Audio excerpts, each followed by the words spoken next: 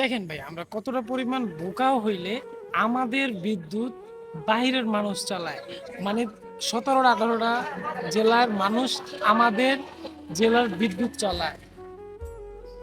So তাও আমরা কিছু বলতেছি না যে ইভেন আমাদের কোনো সমস্যা হচ্ছে এটাও আমরা বলতেছি না। কিন্তু তোমরা কেন আমাদের সাথে তোমরা পায়তারা করো, আমাদের বিদ্যুৎ নিয়ে তোমরা মজা করো, ফাইজলামি করো, এইটা তো বুঝলাম না আমরা বিষয়টা। আমাদের মা বোনরা যারা বাড়িতে থাকে তারা পর্যন্ত একটু শান্তিতে তারা থাকতে পারে না কেন ভাই? এই যে তোমরা যে সমস্ত শৃঙ্খলা কাজগুলো করতেছো, আসলে এই জিনিসটা হচ্ছে সবচেয়ে জঘন্যতম একটি কাজ। আমরা ভাই দেখো, বলার মানুষ, আমরা কিছু কই না, আমরা খুব নীরবে থাকি, কিন্তু আমাদের বলার জিনিসটি, আমাদেরকে তোমরা সামান্য একটু ঝড় বাতাস হইলে, একটু বৃষ্টি হইলেই তোমরা মনে করো যে কারেন্টটা নিয়ে যাও। এই জন্য আমাদের মা বোনরা অনেকেই মনে করো যে একটা শৃঙ্খলার ভিতরে থাকে।